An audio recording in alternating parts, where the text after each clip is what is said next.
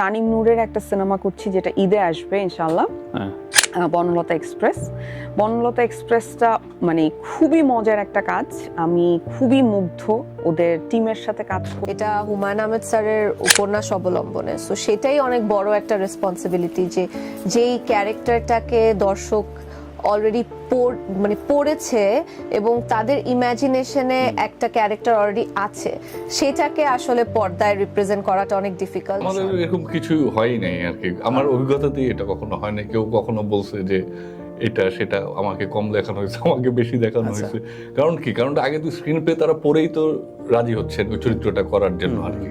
এবং আমাদের দেশের অ্যাক্টররা আমি বলবো যে মানে অনেক প্রফেশনাল এবং ভালো, তারা এবং কোঅপারেটিভ।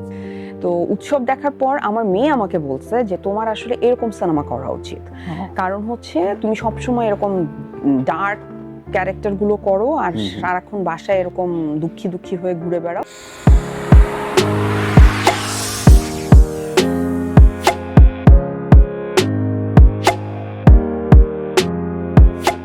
আমার অভিজ্ঞতা তো খুবই ভালো। শাওন আপা এবং নুহাস তারা দুজনের খুবই সহযোগিতা করেছেন এবং আমি তাদের প্রতি ভীষণ কৃতজ্ঞ। আমি তো কোনো সমস্যা তো হয় নাই এবং খুব ভালোভাবেই সবকিছু হয়েছে। এবং ওনারাও খুবই আসলে আগ্রহী হুমায়ুন আহমেদের কাজগুলো থেকে যেন আরো ছবি বা অন্যান্য কাজ হয়। মানে ওনারাও তো উৎসাহী এবং আমাকে উৎসাহ দিয়েছেন এবং সাধুবাদ জানিয়েছেন যে কাজটা করছি।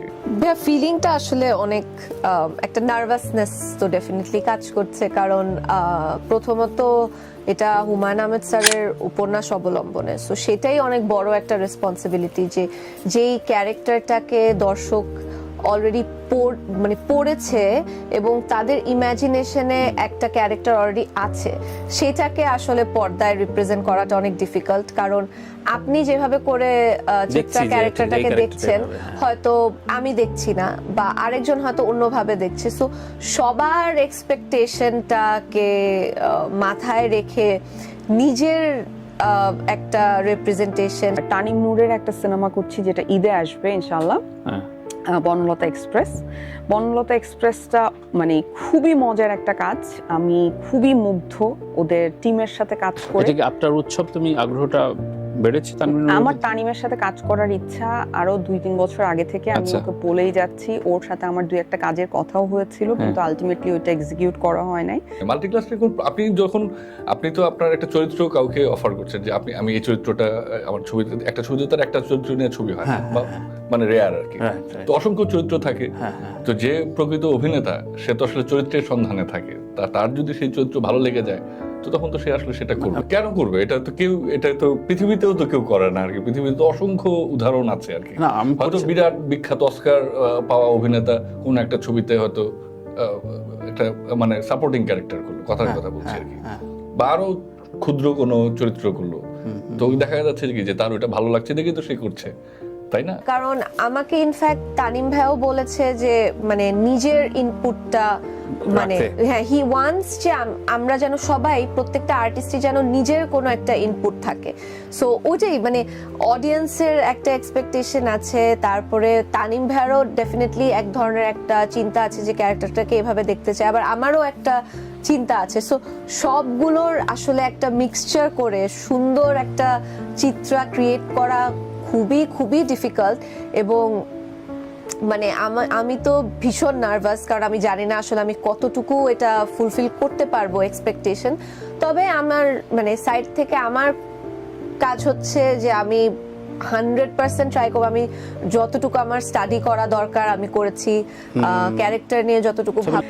তো উৎসব দেখার পর আমার মেয়ে আমাকে বলছে যে তোমার আসলে এরকম সিনেমা করা উচিত। কারণ হচ্ছে তুমি সবসময় এরকম ডার্ক ক্যারেক্টার গুলো করো আর সারাক্ষণ বাসায় এরকম দুঃখী দুঃখী হয়ে ঘুরে বেড়াও, তো এগুলা করা যাবে না, তুমি এখন মজার মজার ক্যারেক্টার করবা। সো তানিম যখন বলছে সাথে সাথে আমার মেয়ে বলছে তুমি অবশ্যই এই সিনেমা করবা। আমাদের এরকম কিছু হয়ই নাই আর কি, আমার অভিজ্ঞতাতেই এটা কখনো হয় না। কেউ কখনো বলছে যে এটা সেটা আমাকে কম দেখানো হয়েছে, আমাকে বেশি দেখানো হয়েছে। কারণ কি? কারণ আগে তো স্ক্রিন প্লে তারা পড়েই তো রাজি হচ্ছেন ওই চরিত্রটা করার জন্য আর কি। এবং আমাদের দেশের অ্যাক্টররা আমি বলবো যে মানে অনেক প্রফেশনাল এবং ভালো, তারা এবং কোঅপারেটিভ।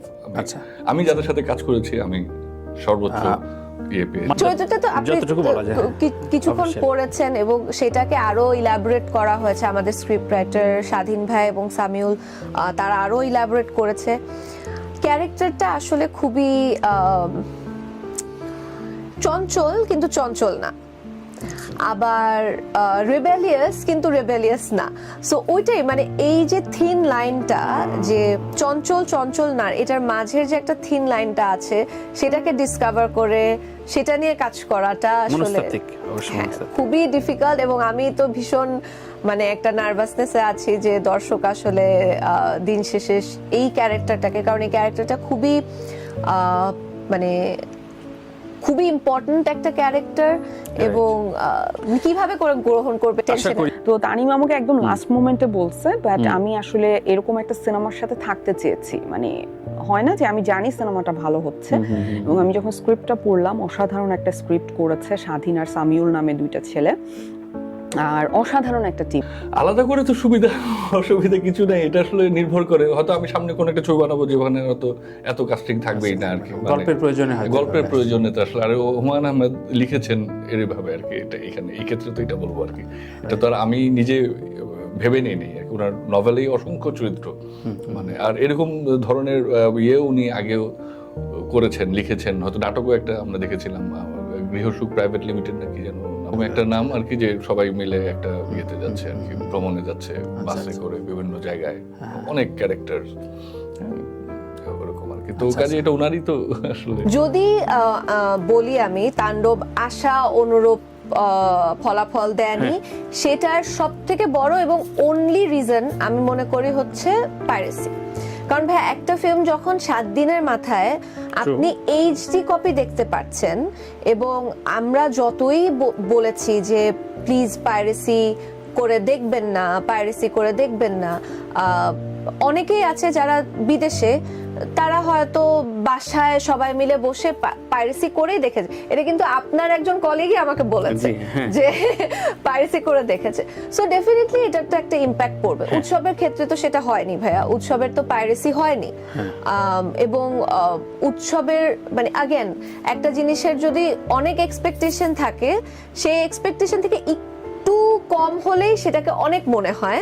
আবার একটা জিনিসের যদি এক্সপেকটেশন না থাকে, সেটার বাড়তি হলে বেশি মনে হয়। খুবই গুড অ্যানসার। আমি চাইবো না কোনো ফিল্মকে, আমি চাইবো যে যেই ফিল্মগুলো নেক্সট ঈদেও যেই ফিল্মগুলোই আসুক, প্রতিটাই যেন ভালো হোক, প্রত্যেকটাই যেন ব্যবসা সফল হোক। মানে আমি বিশাল ভারদ্বাজের টিমের সাথে কাজ করে খুব মজা পাইছিলাম, যে এরকম একটা অর্গানাইজড, ওয়েল অর্গানাইজড, আচ্ছা, ঠিক তেমনই সেট পেয়েছি। সেরকম একটা সেট আমি এখানে পেয়েছি। কারণ ওই রকম একদম সেট বানিয়ে, মানে এফটিসি তে এরকম সেট আমি জানি না আগে হয়েছে কিনা, মানে বিশাল, ওইটা সিনেমা হলে মানুষ দেখলে বুঝবে যে বিশাল আয়োজনের সেট হয়েছে, বিশাল আয়োজনের শুটিং হচ্ছে। সো এবং সবাই জান প্রাণ দিয়ে অ্যাক্টিং করছে। অবশ্যই অসহায়ত্বের জায়গা, এবং যারা শিল্পী তাদের জন্য তো আসলে তাদেরও তো আকাঙ্ক্ষা থাকে, ইচ্ছে থাকে যে সিনেমাতে অভিনয় করবে। আমি দেখেছি সেটা সবার মধ্যেই আছে আর কি, সেটা আর কি। তো কিন্তু ওভাবে তো ওরকম ছবি তো কম হচ্ছে, যার ফলে মানে কম সবকিছুই আসলে মানে ইয়ের দিকেই গেছে আর কি। কিন্তু আমার কাছে মনে হয় যে সামনের দিনগুলোতে আসলে আমরা আরো অনেক নতুন পরিচালককে দেখবো। আমাদের দেশে অনেক প্রতিভাবান পরিচালক আছে, যারা আমি খুবই আশাবাদী তারা ছবি বানালে অনেক অনেক ভালো ছবি বানাবে এবং দর্শক পছন্দ করবে। এবং আমাদের যেই প্রতিভাবান অভিনয় শিল্পীরা আছেন, তারা তাদেরকে সঙ্গে নিয়েই বানাবেন। আমাদের এখানে তো আমাদের আবারও বলছে, আমাদের ইন্ডাস্ট্রিটা খুবই ছোট আর কি, এখন সবাইকে মিলেমিশে থাকতে হবে এবং একসাথেই আসলে করতে হবে, কাজ করতে আপনাদের সবার জন্য ভালো হবে আর কি। কারণ আমাদের দেশের মানুষের তো চাহিদা তো ভালো ছবি দেখবে, মানুষ হলে গিয়ে ছবি দেখবে, মানে সেটা প্রতি মাসে গিয়ে দেখবে, সপ্তাহে একবার গিয়ে দেখবে। আমাদেরই তো দায়িত্ব সেই মানুষের মধ্যে সেই অভ্যস্ততা তৈরি করা। না না, এটা তো ডেফিনেটলি, না না, অফ কোর্স এটা তো ডেফিনেটলি অ্যাপ্রিশিয়েটেড ভাইয়া, যে একটা একদম ডিফারেন্ট জনরার ফিল্ম মানে ওয়ার্ক করেছে। এটার মানে কিন্তু ফিউচারে ডিরেক্টররা অন্যান্য আর্টিস্টকে নিয়েও এই ধরনের একটু ডিফারেন্ট গল্পের ফিল্ম ভাববে। বাট আমরাই তো ভাইয়া চাই যে যেন সব ধরনের জনরা থাকুক। এখন যদি সবই তারপরে একই সামাজিক টাইপের গল্প হতে থাকে, তখন কিন্তু আবার অডিয়েন্স অ্যাকশন মিস করবে, তখন আবার অডিয়েন্স রোম্যান্স মিস করবে। সো প্রত্যেকটা জনরাই মানে প্রতিটা ক্যারেক্টার যে পাসিং দিচ্ছে সেও খুব ভালো করছে। তো এইটা খুব ইম্পর্ট্যান্ট আমার মনে হয় একটা কাজের জন্য। আর আরেকটা কাজ করছি, ওইটা যখন রিলিজ হবে তখন বলা যাবে ওইটা সিনেমা না, বাট আরেকটা কাজও করছি। না অবশ্যই অবশ্যই। আর আমাদের দেশে তো আরো অনেক প্রতিভাবান শিল্পী আছে যাদের সাথে আমি এখন কাজ করার সুযোগ পাইনি, কিন্তু আমি খুবই খুবই আগ্রহী তাদের সাথে কাজ করার জন্য। এবং আমি তো সবার সাথেই কাজ করতে চাই খুব স্বাভাবিকভাবে, কিন্তু আসলে এক একটা চিত্রনাট্য এক একটা গল্প আসলে এক এক রকম ডিমান্ড করে এক এক রকম শিল্পীকে। এবং এখানে আমার কোনো ইয়ে নেই, বাউন্ডারি নেই যে আমি ঠিক এক্স্যাক্টলি এটা মানে একে নিয়ে করবো, তাই এরকম না আর কি। যখন যেটা সুযোগ হবে, যেটা ভালো হবে, আমি এটা এটাতে আমি খুব সিরিয়াসলি ইয়ে করি যে কাস্টিং আর কি, যেটা যে সঠিক কাস্টিং হতে হবে আর কি, চরিত্রের সাথে এটা হতে হবে। অবশ্যই, কারণ আমি সবসময় তাই চেয়েছি আর কি। মানে আমি ছাত্র জীবন থেকে আমি তো ফিল্ম বানাতেই চেয়েছি, তো সেটার সুযোগ তো পেয়েছি আসলে অনেক পরে এসে। আমি অন্য আর অনেক কিছু বানিয়েছি, যাই হোক। তো অবশ্যই আমি সবসময় তাই চাই, কারণ ফিল্ম যেভাবে মানুষের সাথে কানেক্ট করতে পারে, মানুষের অনুভূতিকে নাড়া দেওয়া যায়, মানে এটা আমার কাছে খুব ভালো লাগে আর কি। যে যখন দেখি যে মানে আমি যেটা ভেবে ছবিটা বানাচ্ছি, দর্শক ঠিক সেটাকে উপভোগ করছে, সেটাকে খুব ভালোভাবে গ্রহণ করছে, আনন্দ পাচ্ছে। তো এটা নতুন ছবি কি আপনার উৎসবকে ছাড়িয়ে যাবে বলেন? আমি তো আশাবাদী খুবই আর কি, কারণ আমি খুবই আশাবাদী যে এটা উৎসবকে ছাড়িয়ে যাবে। এটা দুটা ছবি তো দুই রকমের আর কি, কিন্তু আমি আশাবাদী আরো বেশি মানুষের কাছে পৌঁছাতে পারবো।